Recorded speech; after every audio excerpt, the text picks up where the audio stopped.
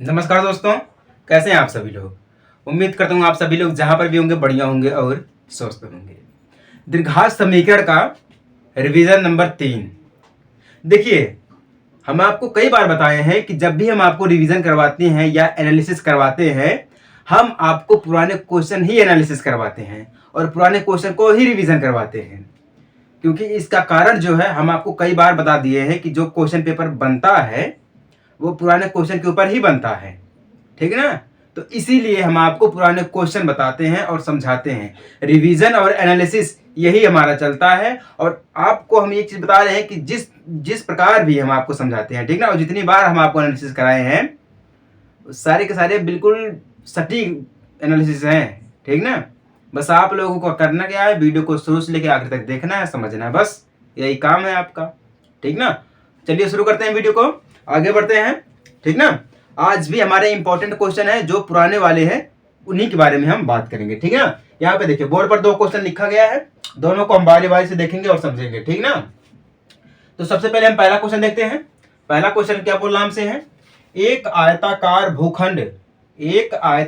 भूखंड का क्षेत्रफल 588 वर्ग मीटर है, ठीक ना।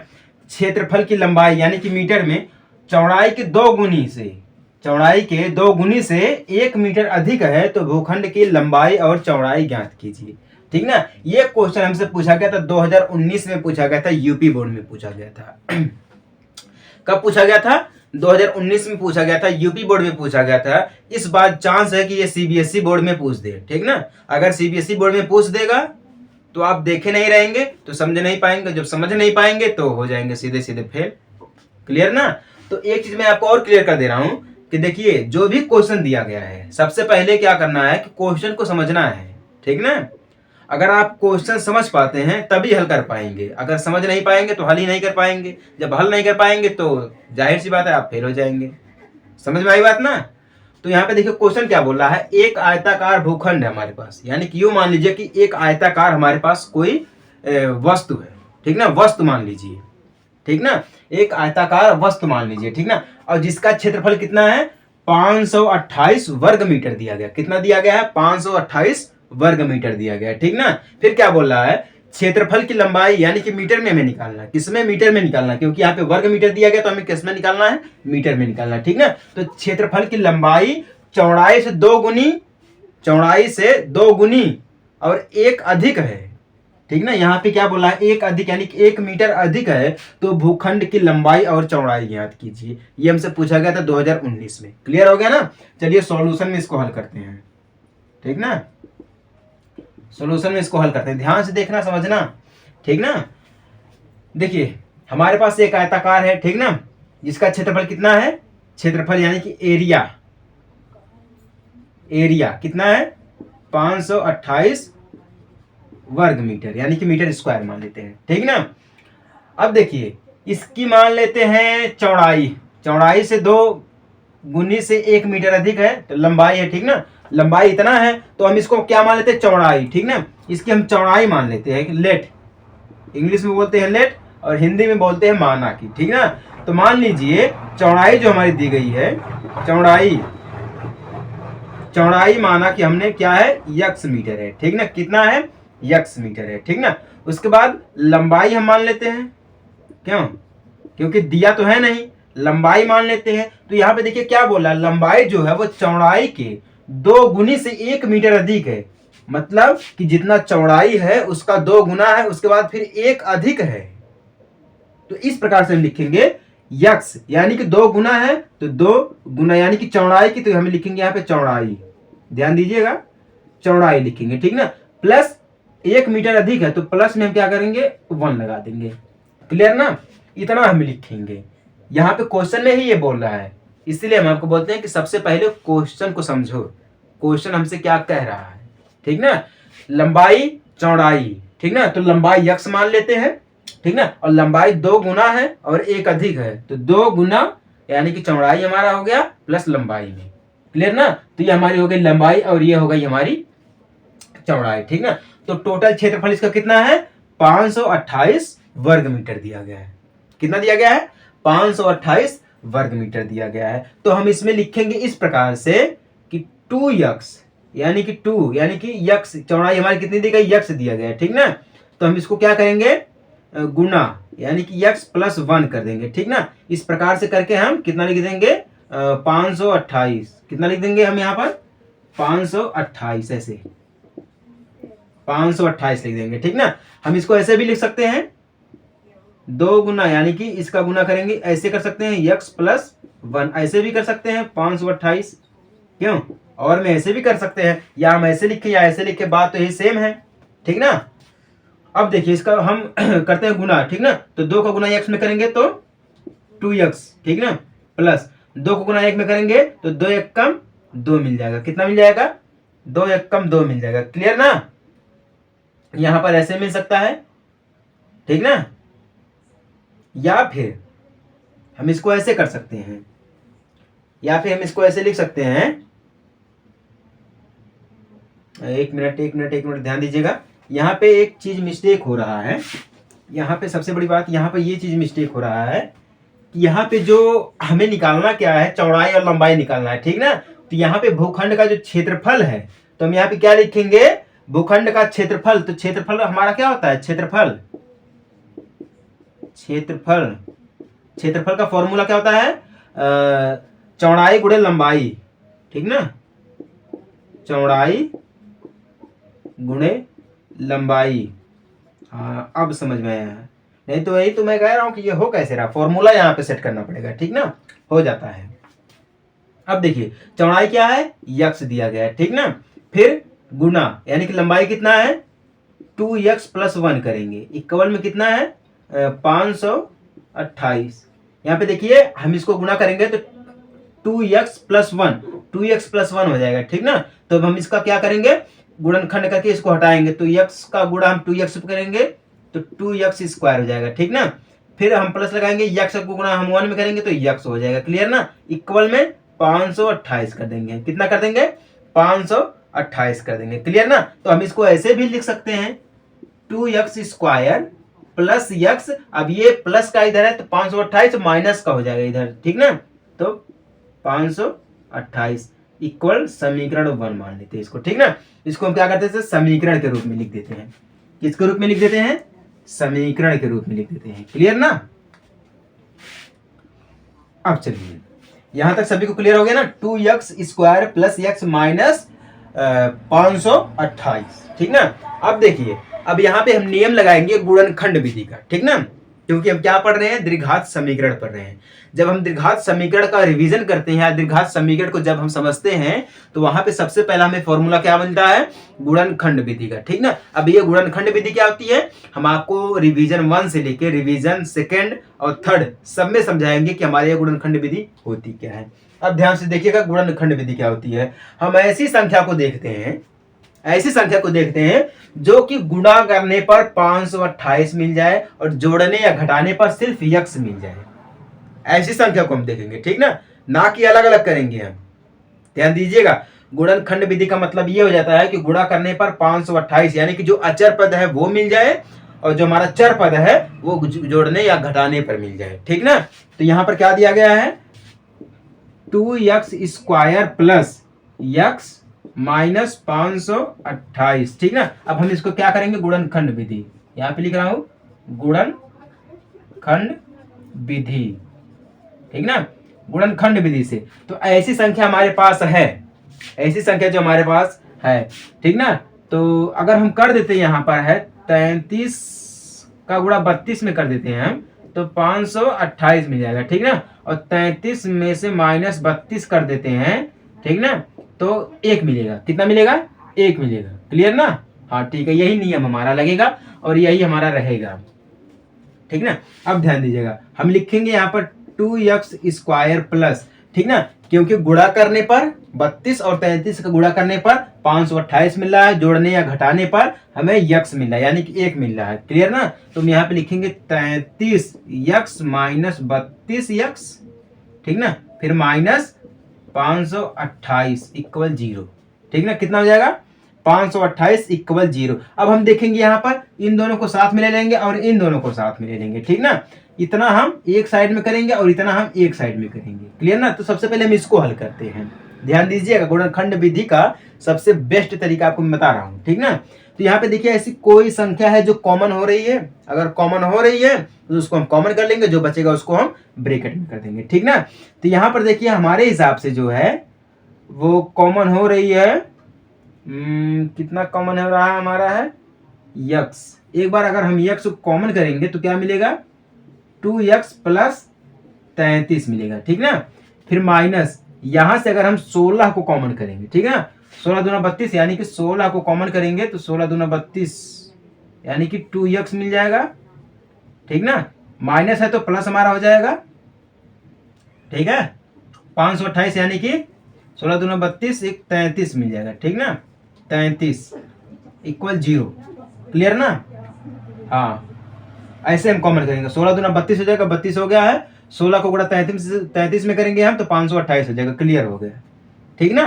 तो अब देखिए x 2x प्लस 33 इसको हम एक साथ करेंगे।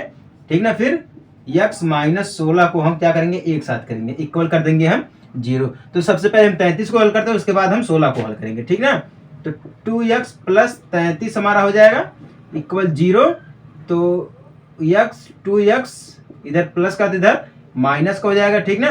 तो x बराबर माइनस 33 बटा में 2 हो जाएगा। कितना हो जाएगा, x बराबर माइनस 33 बटा में 2 हो जाएगा। क्लियर ना?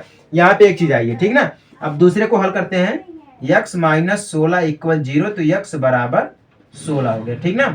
x बराबर 16 होगा। अब ध्यान दीजिएगा, गुणनखंड विधि का एक और नियम है कि जो माइनस में होगा उसको हम नहीं मानते, मतलब वो अमान्य होगा, वो आंसर नहीं होगा। जो पॉजिटिव में होगा वही हमारा फाइनल आंसर होगा। ठीक ना? तो गुणनखंड विधि ये कहता है। तो यहाँ पे देखिए एक जो यक्स का मान मिला वो माइनस 33 बटा में 2 मिला, तो ये माइनस का है। ठीक ना? तो यहाँ पर इसका कोई मान्य नहीं होगा। ठीक ना? और देखिए यक्स बराबर 16 मिला है तो ये मान्य है। हमेशा पॉजिटिव को माना जाता है गुणनखंड विधि में, ना कि नेगेटिव को। ठीक ना? तो यक्स बराबर कितना मिला है, 16 मिला। अब यहाँ पे देखिए यक्स जो है वो क्या है, चौड़ाई है।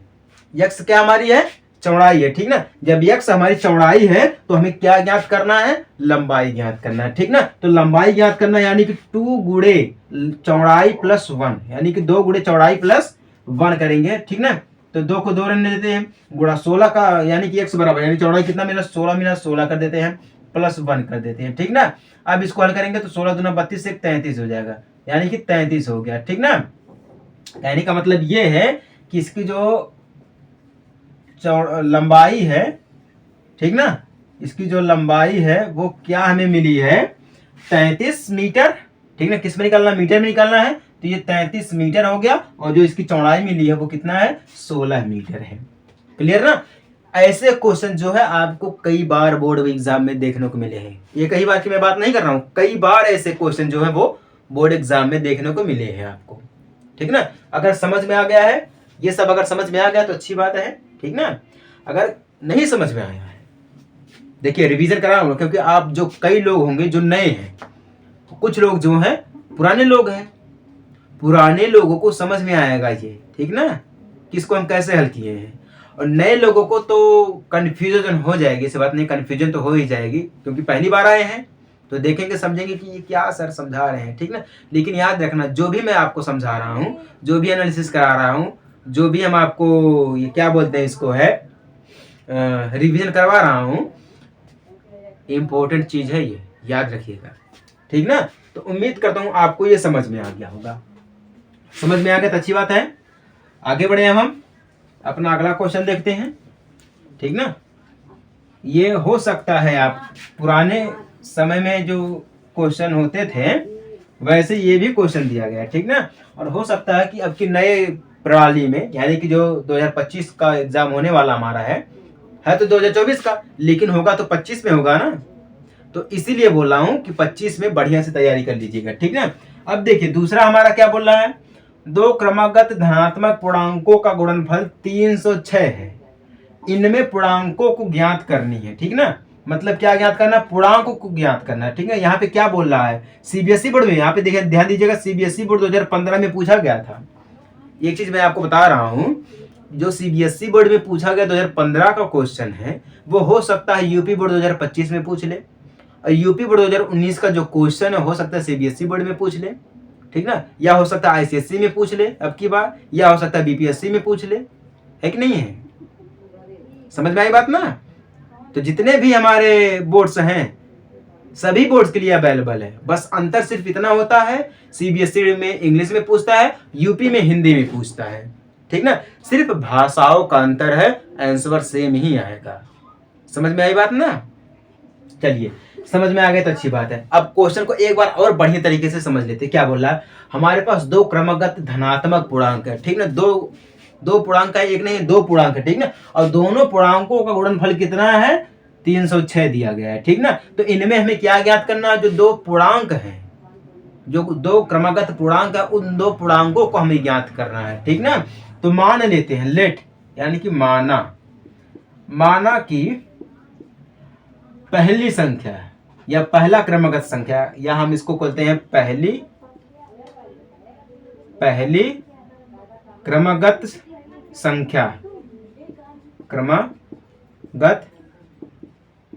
संख्या मान लेते हैं, क्या है, यक्स दिया गया है, ठीक ना। फिर दूसरी क्रमगत संख्या, ठीक ना, दूसरी तो हम इसको मान लेते हैं x+2 x+1 मान लेते हैं, क्यों, दूसरी को हम क्या मान लेते हैं, x+1 मान लेते हैं, ठीक ना। तो टोटल यानी कि गुणनफल कितना दिया गया है, गुणनफल कितना है, 306 दिया गया है, क्यों 306 दिया गया है। अब हम पहली और दूसरी को साथ में लिखेंगे तो x करेंगे, फिर x+1 करेंगे, इक्वल में 306 करेंगे, क्यों, यही करेंगे ना, 306 करेंगे, ठीक ना। तो गुणा करेंगे तो x का गुणा x में करेंगे तो x² हो जाएगा, ठीक ना, प्लस में x का गुणा 1 में करेंगे तो x मिल जाएगा, इक्वल में 306 मिल जाएगा, ठीक ना। तो x² plus x minus 306 equal 0, इसको हम ऐसे लिख सकते हैं, ठीक ना, क्या कर सकते हैं, ऐसे हम इसको लिख सकते हैं, ठीक ना। अब देखिए वही नियम है गुणनखंड विधि, ठीक ना, गुणनखंड विधि का नियम हम प्रयोग करेंगे, तो यहां पे लिख देता हूं मैं गुणनखंड विधि,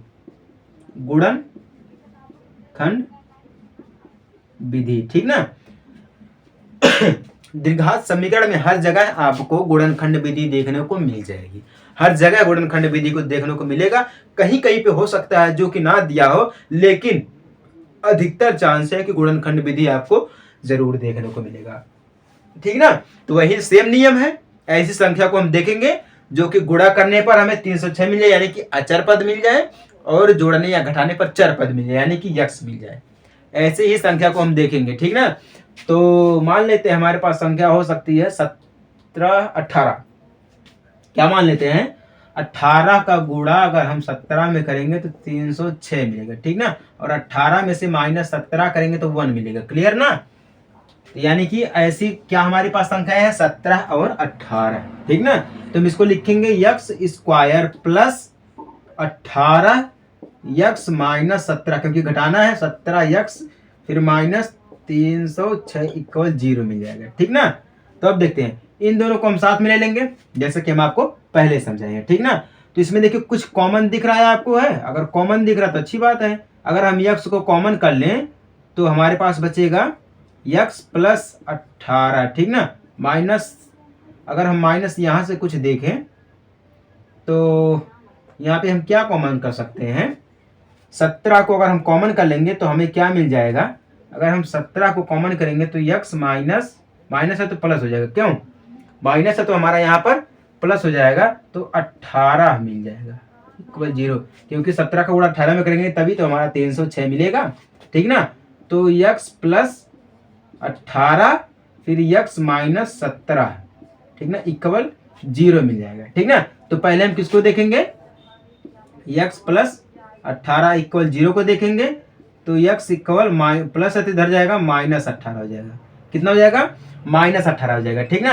अब हम x माइनस 17 को देखेंगे, इक्वल 0 करेंगे तो x माइनस है तो प्लस, यानी कि कितना मिल जाएगा 17, क्लियर ना, ऐसे x इक्वल 17 मिल जाएगा, ठीक ना। अब एक चीज मैं आपको फिर बता रहा हूं, वही नियम है कि गुणनखंड विधि में निगेटिव की जो मान्यता होती है वो नहीं होती है, ठीक ना। मतलब आंसर हमेशा कितने में आएगा, पॉजिटिव में आएगा। आंसर जो हमारा है वो हमेशा पॉजिटिव में आएगा, ना कि निगेटिव में आएगा, ठीक ना। तो हमारा x इक्वल -18 दिया गया है, ये तो आंसर नहीं हो सकता है, ठीक ना। तो बचा क्या हमारा, x बराबर 17 दिया गया, ये हमारा आंसर हो जाएगा। लेकिन एक चीज याद रखिएगा, एक चीज याद रखिएगा, यहाँ पे पहली क्रमागत संख्या क्या दी गई, यक्स दी गई है, तो यक्स को हम क्या मानेंगे, 17 आ गया, ठीक ना। यक्स यानी कि एक तो हमें क्या मिल गया है, 17 मिल गया, क्लियर ना। एक आंसर ये मिल गया। फिर दूसरी क्रमागत संख्या क्या दी गई, x plus one, x plus one यानी कि यक्स प्लस वन, तो यक्स कितना है, 17 प्लस 1 इक्वल कितना आ गया, 18 आ गया। तो हम इसको कैसे लिखेंगे, इसको हटा देते हैं, फिर इसको हम कैसे लिखेंगे, यक्स इक्वल 18, क्योंकि माइनस में था तो ये हमारा प्लस में आ गया, ठीक ना। तो यहाँ पर हमें क्या मिला है, यक्स बराबर 17 और यक्स बराबर 18, यानी कि पहली क्रमागत संख्या जो हमें मिली है वह 17 मिली है, ठीक ना। और दूसरी जो क्रमागत संख्या मिली है वह 18 मिली है, ठीक ना। सीबीएसई बोर्ड में पूछा गया था, हो सकता है आपको आईसीएसई बोर्ड में पूछ ले या तो यूपी बोर्ड में पूछ ले आपकी बार, ठीक ना।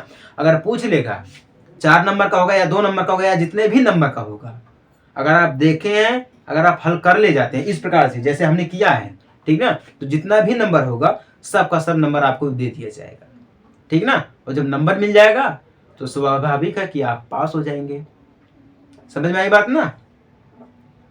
ये 2 क्वेश्चन आपको समझ में आया कि नहीं आया, जिसको भी समझ में आ गया होगा दोनों क्वेश्चन, वो उसको करना क्या है, सीधे सीधे शेयर करना है वीडियो को, ठीक ना। और आपको जो मैं बता रहा हूँ आपकी जानकारी के लिए कि लगभग में आपकी तीसरा साल है हमारा, ठीक ना, जो कि मैं यूट्यूब पर काम कर रहा हूँ, आपको डेली क्लासेस देता हूँ। तीसरा साल है, एक तो हमारा चैनल भी बंद हो गया है, ये हमारा नया चैनल है, ठीक ना। तो उम्मीद करता हूँ आपको ये 2 क्वेश्चन समझ में आ गए होंगे, ठीक ना। चलिए अपना 2-4 क्वेश्चन और देख लेते हैं।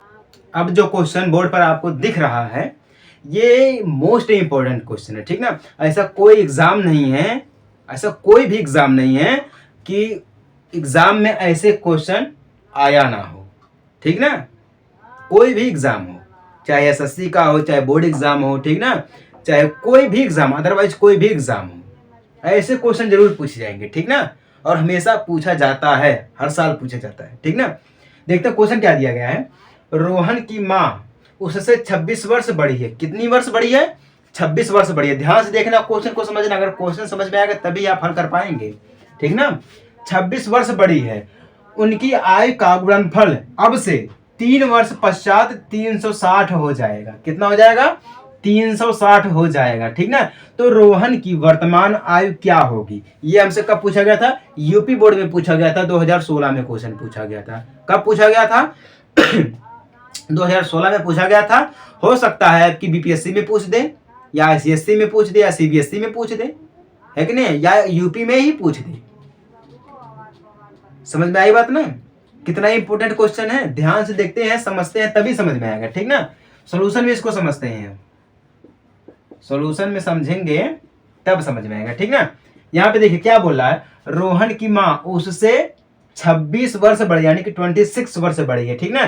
तो मान लेते हैं रोहन की वर्तमान आयु, ठीक ना। तो हम लेट यानी कि माना रोहन की आयु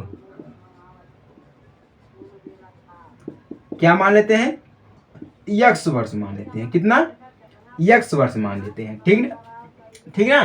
तो रोहन की माँ उससे कितने वर्ष बड़ी है, 26 वर्ष बड़ी है, ठीक ना। तो हम क्या लिखते हैं, रोहन की माँ की उम्र, ऐसे रोहन की माँ की उम्र, ठीक ना, कितना है, ये रोहन से कितना बड़ी है, 26 वर्ष, तो x प्लस 26 वर्ष ऐसे लिखेंगे हम, क्योंकि ये हो गई हमारी रोहन की और ये हो गई उसकी माँ की, यानी कि 26 वर्ष बड़ी है, ठीक ना।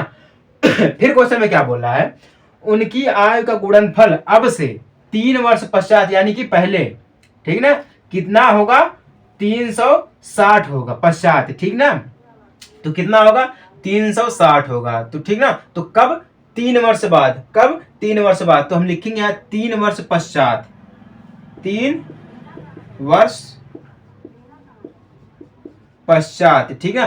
3 वर्ष पश्चात उनकी गुणनफल कितना होगा हमारा, रोहन तथा उसकी माँ का गुणनफल रोहन, क्योंकि रोहन और तीन यानी कि उनकी आय का, यानी कि दोनों का दिया है ना, तो रोहन और माँ, ठीक ना, रोहन या उसकी माँ,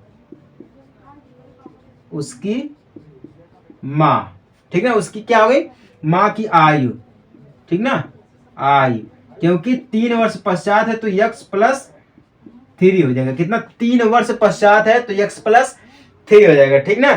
तो कितना हो गया, वर्ष हो गया, क्लियर ना।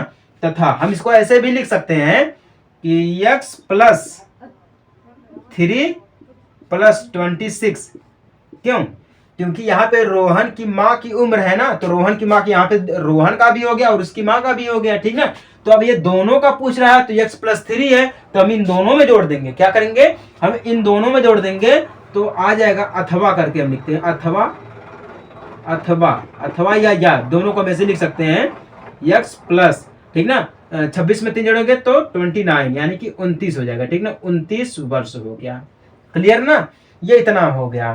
तो अब हम इसको ऐसे लिख सकते हैं, वर्तमान आय कितनी है, 3 वर्ष पश्चात x प्लस 3, ठीक ना, फिर इसको हम क्या लिखेंगे, x प्लस 29, ठीक ना, टोटल कितने का गुणनखंड होगा, 360 का होगा, कितने का होगा, 360 का होगा। ध्यान से देखिएगा, समझ में आएगा, बहुत ही जरूरी क्वेश्चन है ये हमारा।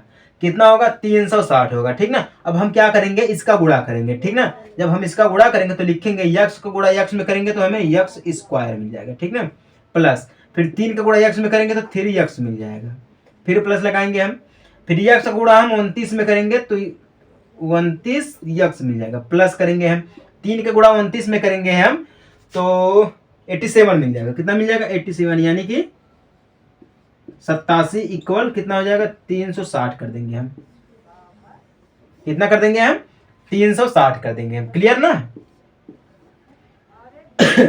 तो मैं इसको यहां लिख देता हूं, x square plus 3x plus 29x plus 87 equal 360 कर देता हूं, ठीक ना।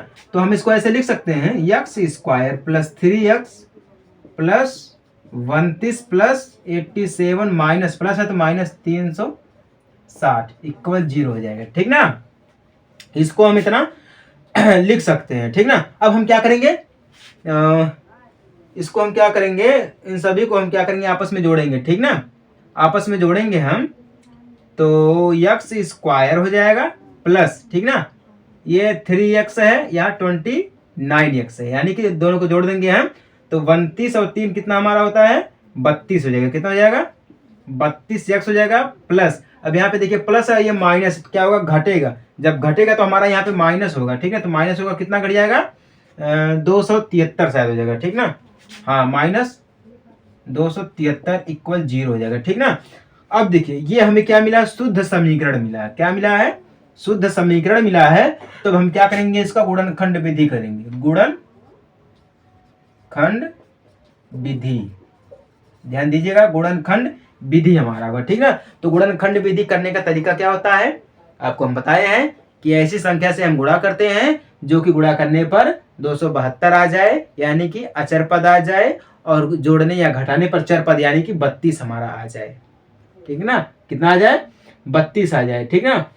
तो ऐसी संख्या हमारे पास है, कितना है, हाँ ठीक है, 39/7, ठीक ना। तो ऐसे करेंगे, x square plus 39x minus 7x minus 273 बराबर 0, ठीक ना। 39 का गुणा यानी कि 39 का गुणा हम 7 में करेंगे तो 270 यानी कि 273 मिल जाएगा। अगर हम इसको घटाएंगे तो हमें कितना मिल जाएगा, 32 मिल जाएगा, ठीक ना, कितना मिल जाएगा, 32 मिल जाएगा। अब इसको हम साथ में कर लेते हैं, इसको साथ में कर लेते हैं, ठीक ना। तो जो कॉमन दिख रहा है उसको हम कॉमन कर लेंगे, तो यक्स को अगर हम कॉमन कर लेंगे तो यक्स प्लस 39 मिल जाएगा, ठीक ना। फिर माइनस अगर हम 7 को कॉमन कर लेते हैं, 7 को कॉमन कर लेंगे तो यक्स माइनस 39, ठीक ना, कितना मिल जाएगा, यक्स माइनस है तो प्लस हो जाएगा, ठीक ना, 39 इक्वल 0 मिल जाएगा, कितना मिल जाएगा, 0 मिल जाएगा। ध्यान से देखना, अभी हम आपको फिर एक बार रिवीजन करवाएंगे इसका, ठीक ना, लेकिन ऐसा नहीं है मतलब रिवीजन करवाएंगे तो आप ध्यान नहीं देंगे, ध्यान देना, ठीक है, क्योंकि अगर आप ध्यान देंगे पहली बार में समझ में आएगा, ठीक ना, जो छूटा रहेगा वो दूसरी बार जब रिवीजन करेंगे तो कवर हो जाएगा, ठीक ना। तो यहाँ पे क्या हो जाएगा, यक्स प्लस 39 हो जाएगा, ठीक ना, फिर यक्स माइनस 7 हो जाएगा, क्या हो जाएगा 7 इक्वल 0 हो जाएगा। कितना हो जाएगा हमारा यहाँ पर 0 हो जाएगा, ठीक ना। तो हम इसको ऐसे हल करेंगे, यक्स प्लस 39 बराबर 0 हो जाएगा, तो हम यहाँ पे लिख सकते हैं यक्स इक्वल माइनस 39, क्या लिख सकते हैं माइनस 39 लिख सकते हैं, ठीक ना। यहाँ पर लिख देंगे तो अच्छा रहेगा, ठीक ना। इसको यहाँ पर लिख देते हैं, शायद आपको दिखे या ना दिखे उससे थोड़ा प्रॉब्लम हो जाएगा, लेकिन यहाँ पर लिख देंगे तो अच्छा रहेगा, ठीक ना। यक्स प्लस 39 बराबर 0, तो यक्स बराबर माइनस 39 हो जाएगा, कितना हो जाएगा माइनस 39 हो जाएगा। और दूसरे की अगर हम बात करें तो यक्स माइनस 7 इक्वल 0 दिया गया है, तो यक्स बराबर 7 हो जाएगा, ठीक ना। कितना हो जाएगा यक्स बराबर 7 हो जाएगा। लेकिन हम आपको बोले हैं जब यक्स बराबर 7 हो जाएगा तो हम आपको बोले हैं कि गुणनखंड विधि में हमेशा जो होता है वो पॉजिटिव ही माना जाता है, निगेटिव कभी नहीं माना जाता है, ठीक ना। निगेटिव की मान्यता होती ही नहीं है, सिर्फ पॉजिटिव की मान्यता होती है, ठीक ना। तो यहाँ पर हमारा क्या हो जाएगा, ये हो जाएगा यक्स इक्वल 7, ठीक ना। तो यहाँ पे क्या मिला है, रोहन की आयु हमने क्या माना था, यक्स माना था, ठीक ना। तो यक्स बराबर कितना मिला है 7 मिला है, कितना मिला है 7 मिला है, ठीक ना। तो रोहन की माँ अगर रोहन से 26 वर्ष बड़ी है तो वर्तमान में उसकी आयु क्या होगी, ऐसे हम कर सकते हैं, ठीक ना। वर्तमान में उसकी आयु क्या होगी, ठीक ना। तो 26 वर्ष बड़ी है, कितना बड़ी है 26 वर्ष बड़ी है, तो 26 में हम 7 को जोड़ देंगे, क्या करेंगे हम 26 में 7 को जोड़ देंगे, तो कितना हो जाएगा, जो हमारा 26 में 7 को जोड़ेंगे तो 4 3 7 हमारा होता है, कितना 4 3 7 होता है, तो हमारा कितना हो जाएगा 33 हो जाएगा, कितना हो जाएगा 33, कितना 33 वर्ष हो जाएगा, क्लियर ना। तो यहाँ पे हम इसको लिख देते हैं, तो ऐसे यहाँ पे इसको हटा करके लिख देंगे तो बढ़िया रहेगा, ठीक ना। लेकिन क्या करें क्या करें क्या करें, यहाँ पर लिख देते हैं, क्यों, शायद आपको दिखे या ना दिखे, क्वेश्चन तो हमारा हो ही गया है, क्वेश्चन तो हमारा हो ही गया है। तो मैं यहाँ पे लिखूंगा रोहन की वर्तमान आयु बराबर कितना है 7 वर्ष है, क्यों, तो रोहन की माँ की आयु, तो रोहन की माँ की आयु, ठीक ना। तो कितना है रोहन की आयु यक्स यानी कि 7, 26 वर्ष बड़ी है तो 26 कर देंगे, इक्वल में हमारा क्या जाएगा 33 वर्ष, यानी कि रोहन की वर्तमान, यानी कि पूछा है ना कि रोहन की वर्तमान आयु क्या होगी, तो रोहन की वर्तमान आयु कितना है 7 वर्ष है, तो रोहन की माँ की वर्तमान आयु क्या हो जाएगी 33 वर्ष हो जाएगी, क्लियर ना। अगर हमें रोहन की आयु पता चल गई है तो रोहन की माँ की आयु भी हम निकाल लेंगे, क्योंकि 26 वर्ष बड़ी है, ठीक ना, क्योंकि 26 वर्ष बड़ी है तो दिया गया है, ठीक ना। एक बार इसका और रिवीजन कर लें, देखिए क्वेश्चन में क्या बोला है, रोहन की माँ उससे 26 वर्ष बड़ी है, ठीक ना। तो रोहन की आयु मान लेते हैं यक्स वर्ष है, कितना मान लेते हैं यक्स वर्ष मान लेते हैं, ठीक ना। तो रोहन की माँ की आयु या उम्र, ठीक ना, क्योंकि 26 वर्ष बड़ी है तो यक्स प्लस 26 हो जाएगा, ठीक ना। तो बोला 3 वर्ष पश्चात रोहन और उसकी माँ की आयु, ठीक है 3 वर्ष पश्चात, तो यक्स प्लस 3, रोहन की आयु क्या हमारा है यक्स दिया गया है, ठीक है। तो 3 वर्ष पश्चात यक्स प्लस 3 हमारा हो जाएगा, क्यों यक्स प्लस 3 वर्ष हो जाएगा, क्लियर ना। फिर 360 होगा, कितना होगा 360 होगा, ठीक ना। तो हम इसको क्या करते हैं यक्स प्लस 3 प्लस 26, अथवा हम इसको लिख देते हैं यक्स प्लस 29, ठीक ना। अब हम इन दोनों का कर देंगे गुणा, तो यहाँ पे हम क्या किया है इन दोनों का गुणा कर दिए, ठीक ना। जब दोनों का गुणा किए हैं तो यक्स का गुणा यक्स में करेंगे तो यक्स स्क्वायर मिल जाएगा, फिर 3 का गुणा यक्स में 29 में करेंगे, या हम ऐसे कर सकते हैं 3 का गुणा यक्स में करेंगे तो 3x मिल जाएगा, फिर यक्स गुणा हम 29 में करेंगे तो 29x मिल जाएगा, फिर 3 का गुणा 29 में करेंगे तो 87 यानी कि 87 मिल जाएगा, ठीक ना। टोटल कितना है 360 दिया गया है, ठीक ना। तो हम यहाँ पे क्या करेंगे गुणनखंड विधि का प्रयोग करेंगे, गुणनखंड विधि का प्रयोग हम यहाँ पर करेंगे, ठीक ना। सबसे पहले हम क्या करेंगे जो जो दिया गया उसको जोड़ देते हैं घटा देते हैं, ठीक ना। तो x square plus 3x plus 29x plus 87 equal 360, कितना 360 हो जाएगा, ठीक ना। तो हम पॉजिटिव को जोड़ लेते हैं और निगेटिव को घटा देते हैं, ठीक ना। तो घटाएंगे तो हमारा x square plus 32x minus 273 बराबर 0। तब हम क्या करेंगे, इसका गुणनखंड करेंगे।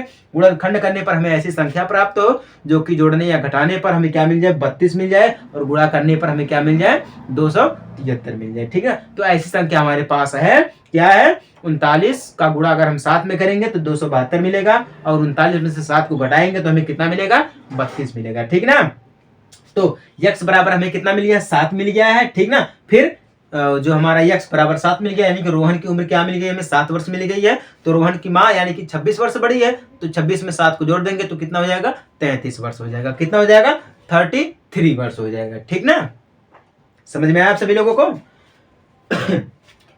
जिसको भी समझ में आ गया होगा, इसलिए हम आपको बोलते हैं कि ऐसे क्वेश्चन जो है ना वो बोर्ड एग्जाम में अक्सर पूछ लेता है। ठीक ना, अगर पूछ लेगा और आप जवाब नहीं दे पाएंगे तो सीधी सी बात है, हो जाएंगे फेल। क्या हो जाएंगे आप, फेल हो जाएंगे। ठीक ना, समझ में आ गई, अच्छी बात है। नहीं समझ में आई तो कोई दिक्कत वाली बात नहीं है। आप हमसे कांटेक्ट करके आप कमेंट के थ्रू जो है कमेंट के थ्रू हमसे बात कर सकते हैं और समझा सकते हैं कि सर आप यहाँ पर समझाए हैं, यहाँ पर नहीं समझाए। कोई भी दिक्कत हो, एनी प्रॉब्लम, यानी कि कोई भी दिक्कत हो आप हमसे कमेंट के थ्रू जो है वो बात कर सकते हैं। ठीक ना, चलिए अगला क्वेश्चन देखते हैं, क्या दिया गया है।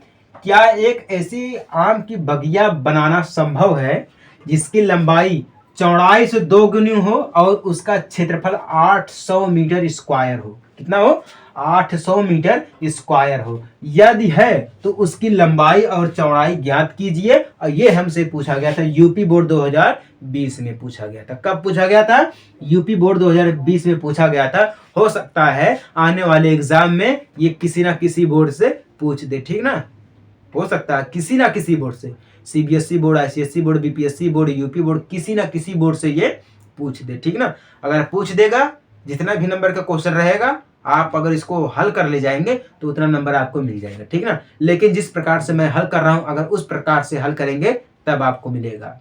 ठीक है, अगर शॉर्ट ट्रिक आप आजमाएंगे तो आपका 4 नंबर का क्वेश्चन रहेगा तो 1 ही नंबर मिलेगा। समझ में आई बात ना? क्वेश्चन सभी को समझ में आ गया है? नहीं समझ में आए तो कोई दिक्कत वाली बात नहीं है, हम समझा रहे हैं। ठीक ना, क्या एक ऐसी आम की बगिया बनाना संभव है? ठीक ना, क्वेश्चन में ये बोल रहा है कि अगर हमें कोई आम की बाग बनानी है, ठीक ना, आम की बगिया, क्वेश्चन में ये बोल रहा कि बगिया, तो आम की बाग अगर हमें बनानी है तो जिसकी लंबाई चौड़ाई से 2 गुनी हो।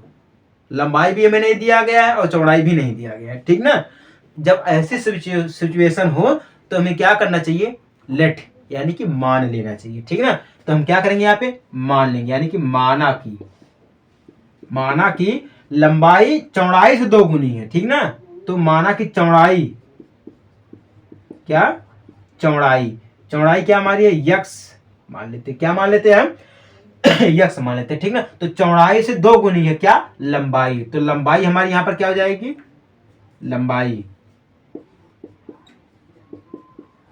लंबाई क्या हो जाएगी, 2 गुनी है तो यक्स प्लस 2 हो जाएगा। क्यों, क्योंकि 2 गुना है तो यक्स अगर हमारा है तो 2 गुना तो यानी कि यक्स प्लस 2 हो जाएगा।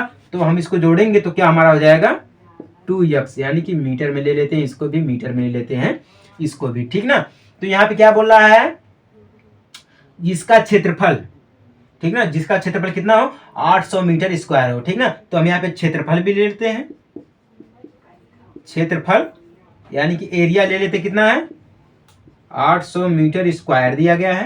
कितना है, 800 मीटर स्क्वायर दिया गया है। तो क्षेत्रफल दिया गया, तो क्षेत्रफल बराबर हमारा क्या होता है, ऐसे लिखेंगे, क्षेत्रफल बराबर, इसका फॉर्मूला होता है चौड़ाई गुणे लंबाई। क्या होता है, लंबाई गुणे चौड़ाई या चौड़ाई गुणे लंबाई। ठीक ना, तो लंबाई गुणे चौड़ाई,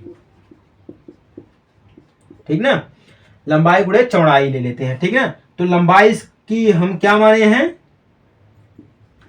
2x माने, ठीक ना, गुणे में, उसके बाद चौड़ाई यक्स माने हैं। टोटल कितना दिया गया है, 800 मीटर।